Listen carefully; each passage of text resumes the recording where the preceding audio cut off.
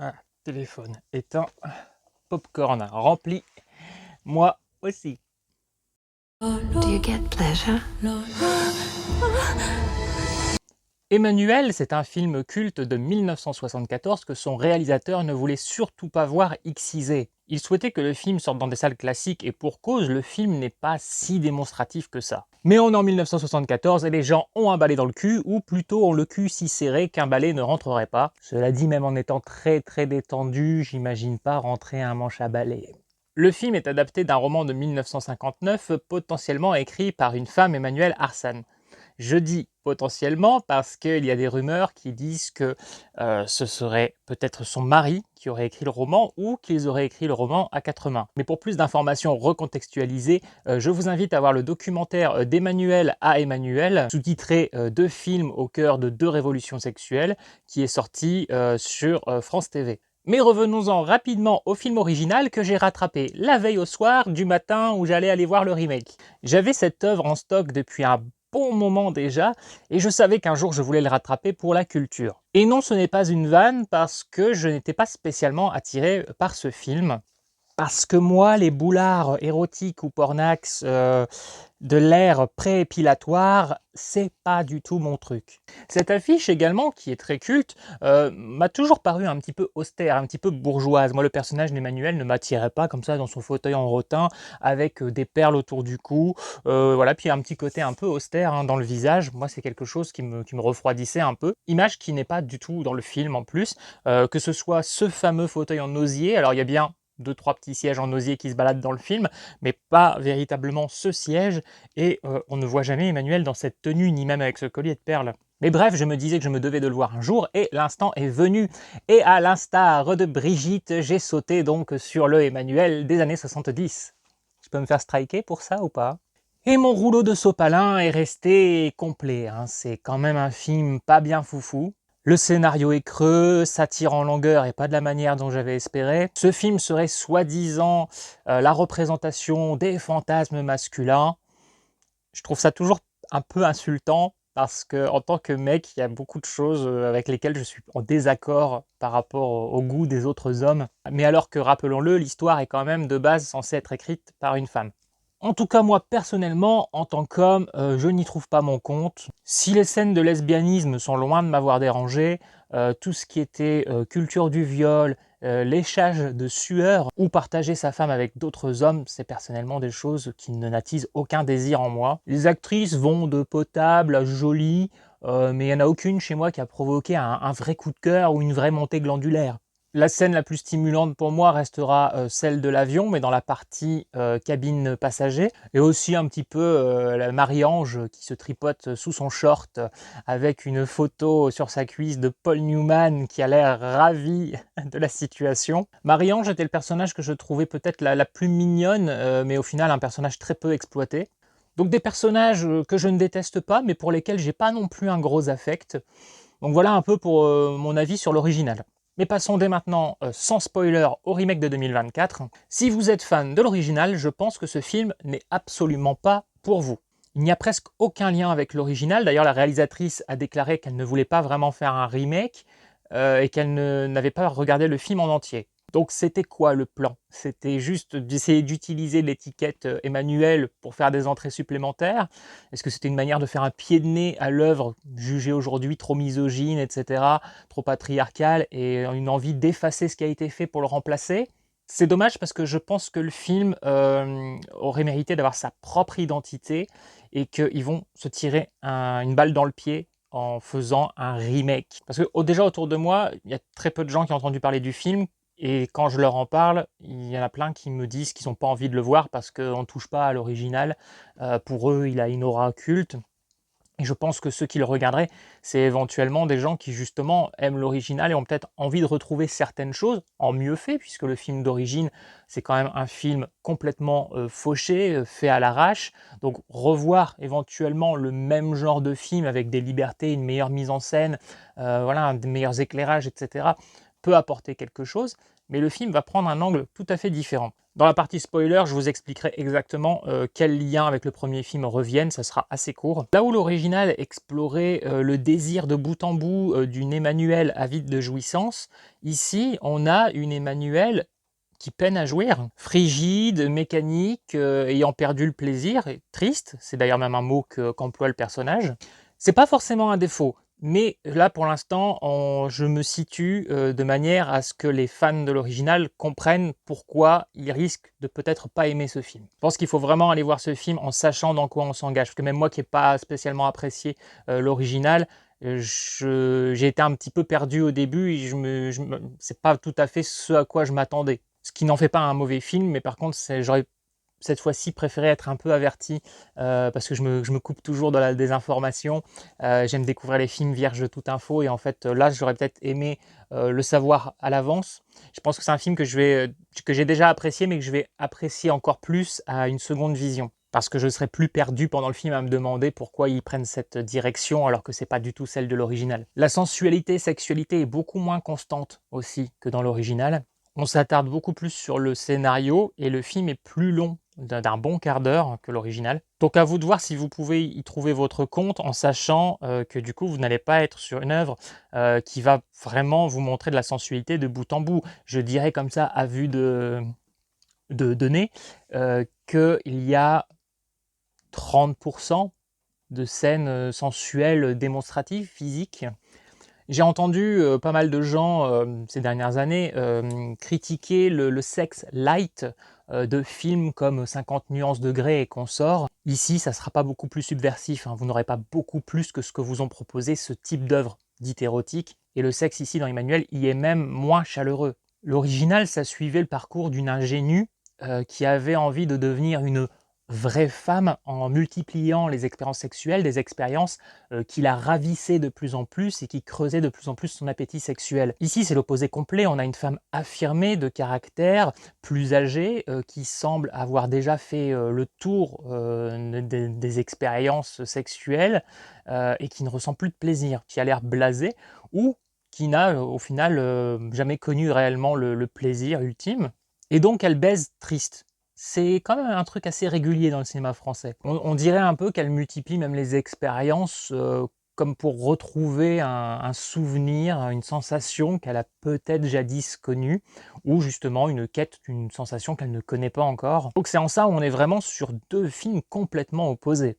Quand un film se détache autant de l'original, on se demande bien à quoi ça servait de faire un remake. C'est plus un film qui va s'attarder sur une sorte de recherche de soi-même, de ses propres désirs, de réveiller ses sens, d'écouter son corps, de ce qu'il réclame vraiment. En gros, une Emmanuelle post-MeToo. Une Emmanuelle presque autobiographique, hélas, hein, qui est interprétée par la jolie et talentueuse Noémie Merlan, qui a des seins absolument magnifiques. Tu peux me faire striker pour ça aussi ou pas? Mais aussi une Noémie Merlan slash Emmanuelle qui refroidit un peu par sa raideur, qui du coup a un peu coupé la mienne. Cette froideur, hein, donc c'est un caractère qui est très intéressant, mais on est, comme je vous le répète, complètement à l'opposé de ce qu'essayait de dégager le film des années 70. Ici, on est sur un film érotico-cérébral. Il y a de très belles femmes et de très beaux corps dans le film, et pourtant, c'est pas le summum de la bandaison. Je trouve que c'est moins charnel, il y a une distance au corps, au plaisir, il y a une déconnexion. Contrairement à Adrian Lyne, qui réussissait parfois en quelques secondes à créer un véritable érotisme, une véritable sensualité, à faire bander clairement, avec des scènes comme dans Proposition indécente, Infidèle, etc.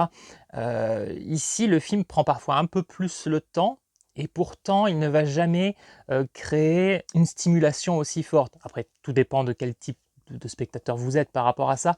Peut-être que le côté très froid de cet Emmanuel va vous plaire. C'est donc moins passionné, il y a une tristesse assumée, et il y a aussi un contrôle permanent. Et le manque de lâcher prise de ce personnage est personnellement quelque chose que je trouve un peu désexcitant. J'ai envie de dire que même quand le personnage agit de manière érotique, on est plus concentré peut-être sur ce qu'elle ressent émotionnellement. Et en ça, c'est aussi un parti pris réussi, parce que je pense que c'est ce qui est souhaité par l'actrice et la réalisatrice. Ce qui est marrant, c'est qu'avant de comprendre que le film allait exploiter cet angle, parce que j'avais lu ni le pitch, pas vu la bande-annonce, je me suis pas renseigné du tout.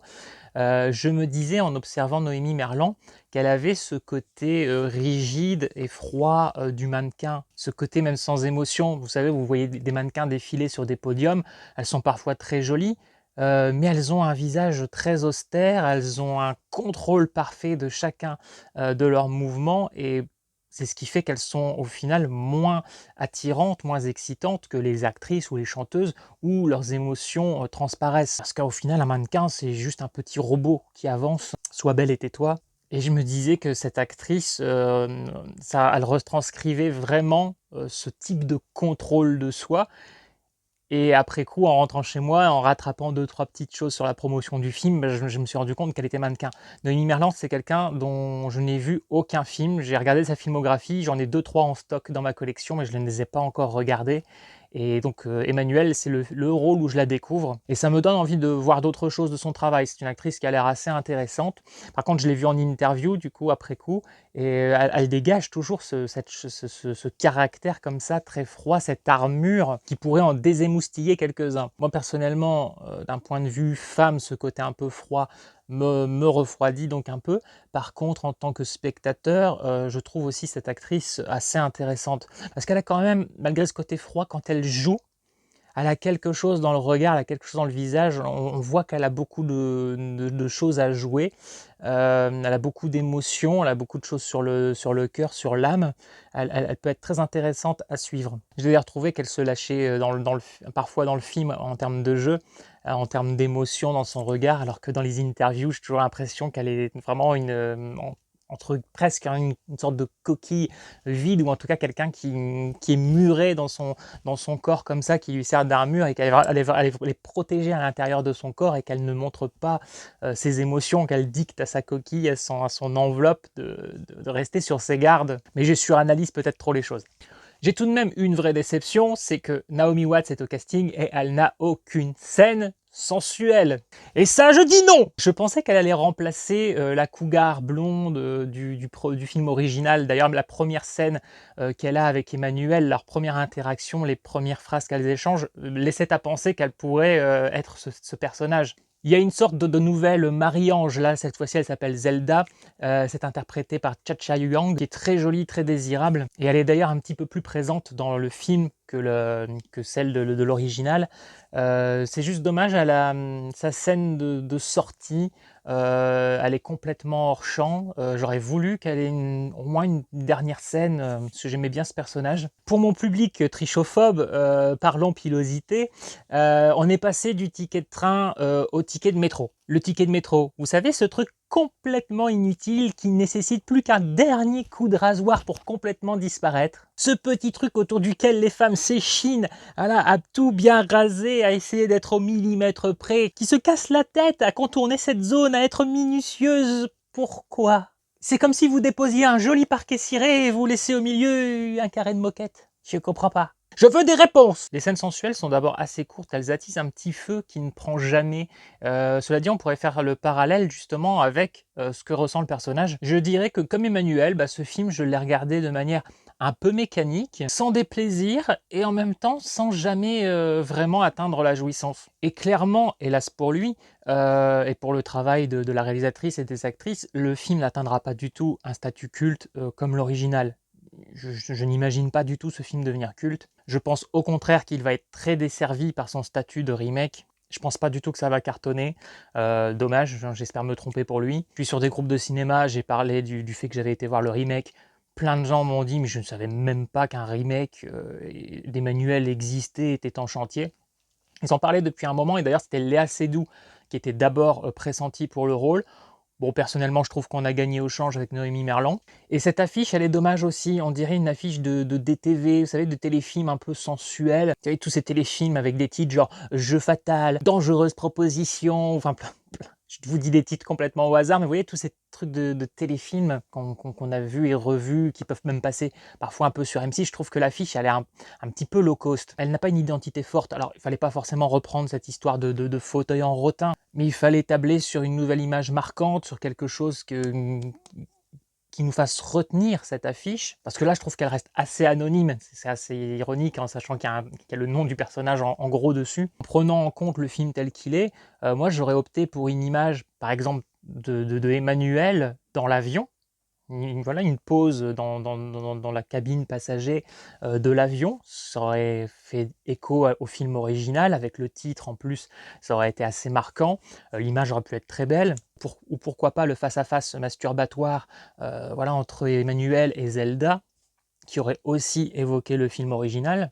Et ça aurait été une image sensuelle et un peu provocatrice. Et si vraiment ils ne voulaient pas trop insister sur les liens avec le film original, ils auraient pu exploiter en affiche le visage de Noémie Merlan en gros plan, tel qu'on le voit à un moment dans le film, quand elle se regarde dans le miroir des WC de l'avion, où on voit que derrière, en flou, il y a un homme qui est en train de la prendre, et on voit que son visage, elle pense à autre chose, son cerveau est déconnecté, on voit qu'il n'y a pas de notion de plaisir. Ça aurait pu être une affiche très marquante aussi. Ou pourquoi pas, pour rester sur quelque chose d'un peu plus léger, la scène de la baignoire ou la scène des glaçons et des selfies.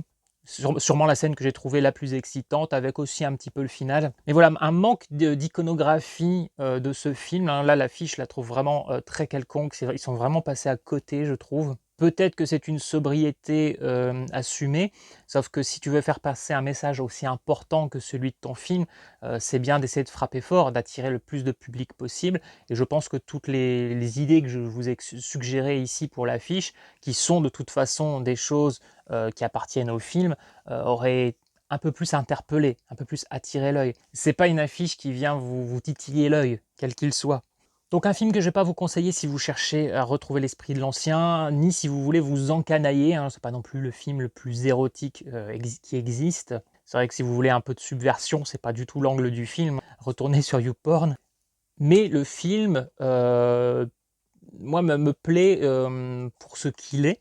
J'ai aimé cet angle, même s'il m'a un peu surpris. J'ai mis un peu de temps avant de vraiment me rendre compte qu'on allait être que sur ce type de personnalité, peine à jouer, hein. Mais maintenant, pénétrons dans la partie spoiler. Et on va commencer avec les liens directs avec le film original. Eh bien, le titre, bon ça du coup, on aurait pu s'en passer. La scène de l'avion, et d'ailleurs du coup je suis content d'avoir rattrapé l'original la veille, parce que quand le premier plan apparaît et que je vois qu'on est dans un avion, ça me fait sourire parce que je vois le lien direct avec l'original.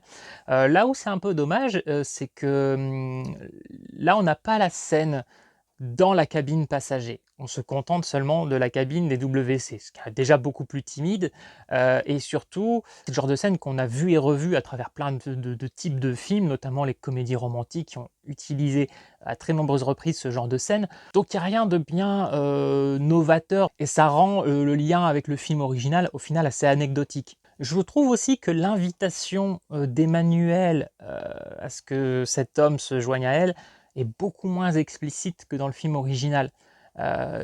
Quand je l'ai vue s'éloigner, aller vers les toilettes, alors c'est vrai qu'elle marche assez lentement, mais il n'y a pas vraiment de jeu de regard avec le passager, rien du tout. Elle va assez lentement, mais ça pourrait être sa façon de se déplacer.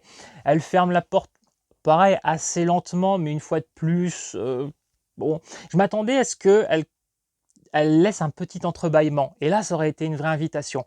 Et là, non, en fait, elle ferme la porte, hop, plan de coupe, et le mec est avec elle dans la cabine, alors qu'on ne l'a pas du tout vu la suivre, rien du tout. Ce qui veut dire qu'elle n'a pas fermé la porte, ce qui veut dire qu'il a bien été invité. Mais j'ai trouvé ça un petit peu plus rentre dedans. Moi, personnellement, en tant qu'homme, je suis face à cette situation. Autant dans le premier, je comprends l'invitation, autant là, j'ai forcément une idée qui me passe par la tête, mais je vois comment elle s'éloigne et comment elle rentre dans les toilettes en fermant la porte derrière elle. J'ose pas y aller. Alors je passe peut-être à côté d'une belle occasion. J'ai des potes qui me disent que des fois je ne vois pas du tout les signaux que les filles m'envoient, parce que moi je suis, malgré toutes les vannes que je fais, je suis quelqu'un d'assez timide, j'ai toujours peur de faire une connerie. Enfin je dis je suis timide. Je suis aussi très rentre-dedans dans mes vannes, mais c'est plus parce que je sais qu'il n'y a pas de drague derrière. Et il se trouve que des fois, ça aboutit quand même à quelque chose. Mais je ne drague pas. C'est quelque chose que je n'aime pas.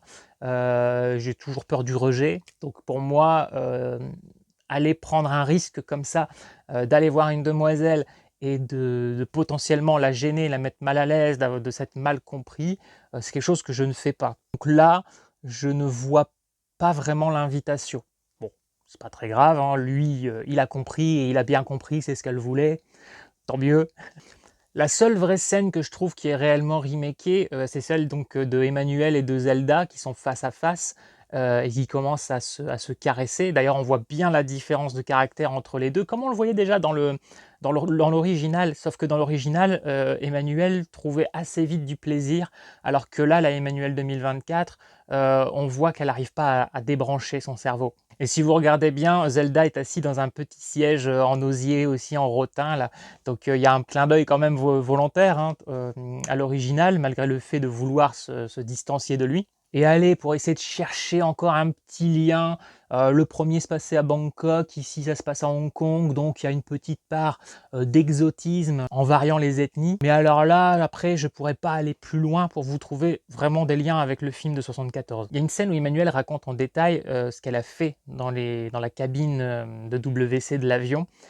Et alors c'est fascinant, hein, l'actrice le joue très bien, mais c'est très didactique, à l'image du personnage, et ça ne communique jamais d'excitation, puisque elle-même ne semble pas vraiment en ressentir. Un autre détail, il y a plusieurs plans donc, sur les seins magnifiques de Noémie Merlan et sur ses tétons, et notamment quand elle utilise des glaçons. Même ces tétons ne semblent pas réagir. Il n'y a pas d'érection de téton, ça ne pointe pas et ça donne presque l'impression que même ses seins, son corps est dans le contrôle. Et là, c'est à ce moment-là où je me demande, est-ce que c'est l'actrice Noémie Merlan qui est dans un contrôle et qui ne s'autorise pas à prendre du plaisir à faire sa scène? Est-ce que ce sont simplement ses seins en fait qui réagissent comme ça, hein? Toute poitrine est différente, hein, toute personne n'est pas forcément sensible de la même manière au coup des glaçons. Mais moi, le coup des glaçons, c'est quelque chose que j'ai fait avec plusieurs de mes ex-copines. Et j'ai toujours vu les tétons réagir, j'ai toujours vu ces érections de tétons. Et ça m'avait surpris parce que je pensais que ces gros plans où on voyait le glaçon caresser le téton, on allait commencer à le voir très lentement se pointer, et que ça allait être un très joli plan comme ça, un peu contemplatif, un gros close-up sensuel. Et même son corps semble à nouveau déconnecté de la sensation du froid. On pourrait se demander, et c'est ce que je me suis demandé pendant le film, avant d'en connaître un petit peu plus sur le passé de Noémie Merlan, si l'actrice était elle-même vraiment à l'aise avec ce type de scène. Est-ce qu'elle était capable de jouer le lâcher-prise et le vrai plaisir, la vraie intensité de la jouissance? Quelle que soit la réponse, le trouble d'Emmanuel slash Noémie reste très intéressant à examiner, mais ce détachement au plaisir peut aussi perturber un peu le spectateur qui, je pense, est venu chercher une œuvre érotique. Et je pense que comme beaucoup, hein, quand on nous parle d'érotisme, on a la notion de plaisir qui est associée. Donc vous l'aurez compris, c'est pas un film qui va vous émoustiller de manière primaire. Maintenant que j'ai entièrement cerné le propos, je vous ai dit, je pense qu'à une deuxième vision, je vais encore plus l'apprécier. Je l'ai bien aimé, hein, la première vision. Je pense tout de même qu'il est un petit peu trop long. La scène finale, le candoliste est pas mal. J'ai bien aimé le fait qu'elle fasse l'amour avec un homme qui n'en est pas capable à travers une tierce personne. Ça m'a presque évoqué dans 9 semaines et demie cette scène où John Gray a bandé les yeux d'Elizabeth McNeil et qu'il fait intervenir une troisième personne. Et le film va se terminer sur un petit orgasme, une petite jouissance, un soupir de la part d'Emmanuel, comme si elle avait enfin trouvé le début de sa quête. Je dis le début parce que j'ai l'impression que cet orgasme n'est pas non plus magistral, mais je suppose que pour elle, c'est déjà un grand pas. Petite chose aussi, les deux personnages, donc Emmanuel et l'homme qu'elle va rencontrer, sont deux âmes seules. On sent que c'est deux personnages qui ont du mal à retrouver du désir, et ils vont réussir à en retrouver ensemble. Mais je trouve que ces deux personnages qui ont l'air très expérimentés ne font pas quelque chose de particulier envers l'autre pour le titiller. D'un point de vue cinématographique, je trouve qu'il manque quelque chose pour nous faire comprendre cette flamme qui naît entre les deux. Après, d'un point de vue, on va dire, réel, on peut tout à fait comprendre que une personne pour qui on a un crush nous fasse un effet de folie avec des petits détails, là où une personne qui est prête à nous faire la totale va peut-être moins nous marquer parce qu'il nous manque cet amour cérébrale. On dit souvent hein, que les femmes sont plus cérébrales que les hommes, hein, je pense effectivement en général, mais il y a aussi des hommes qui sont cérébraux, on en parle moins et moi je m'en rends compte parce que depuis toujours, quand je parle de sexe avec des potes, il y a des choses sur lesquelles on est extrêmement différents et moi je dis toujours que j'aime aussi bander du cerveau et de la queue, c'est les deux, c'est ce qu'il y a de meilleur. Et du coup, c'est pour ça aussi que j'apprécie le film, mais je me rends compte que c'est un film que je peux pas proposer à des potes mecs autour de moi, parce que c'est pas du tout ce qu'ils vont rechercher. Donc voilà, je pense que je reverrai ce film, certaines scènes en particulier, consciencieusement, afin d'étudier la composition de l'image, des lumières, de la capacité d'absorption de mon nouvel essuie-tout. Je le reverrai, je l'aurai dans ma collection, j'aurai même plus de plaisir à la voir que l'original, mais je sens, quand je prends la température des gens qui sont autour de moi, c'est pas au sens propre bien sûr, penchez-vous en avant, que c'est pas un film que je vais pouvoir conseiller à mes amis masculins. Et même au niveau des femmes, il y en a quelques-unes qui pourraient être déçues, qui pourraient chercher un petit peu plus d'émoustillement, qui comprendront peut-être la psychologie du personnage, mais qui pourraient aussi potentiellement s'ennuyer. Donc je trouve le propos de ce film très pertinent. Je me demande juste, hélas, si ce film va réussir à toucher un public large, parce que c'est un propos qui mérite. Est-ce que ça ne va pas toucher peut-être que les femmes qui justement sont dans cette situation? Est-ce qu'une femme trouvant son plaisir va prendre du plaisir à voir ce film et cette psychologie de personnage? Je ne sais pas. Dites-moi les femmes. Les mecs, si vous l'avez vu ce film, dites-moi aussi ce que vous en pensez. Et donc en prenant de la distance par rapport à l'original, je me dis que principalement le vrai défaut du film, c'est peut-être d'être un peu trop long par rapport à ce qu'il nous propose, bien que voilà, la mise en scène soit jolie, que ce côté un peu contemplatif soit assez séduisant, mais ce côté un peu donc froid du personnage, un peu troublé, fait que pour moi ce film est plus un drame érotico-cérébral que le film érotique qu'on pourrait essayer éventuellement de nous vendre. Alors la réalisatrice essaie pas de nous le vendre comme ça, mais les médias, le bouche à oreille fait qu'on parle de Emmanuel, donc film érotique. Et je pense que beaucoup de gens vont être déçus parce qu'ils vont arriver dans une salle et ne voir que 30% de films démonstratifs. Bon voilà, moi je m'arrête ici, je crois que j'ai tout donné, je suis vidé. And what's your name? Monsieur, s'il vous plaît, vous pouvez arrêter de bander, je vois plus l'écran. Bon madame, vous pouvez pas faire quelque chose pour lui? Non, non, non, je m'y colle pas, non. Ah, vous pouvez faire gaffe quand vous mangez vos pop-corn, là vous m'envoyez du beurre chaud partout.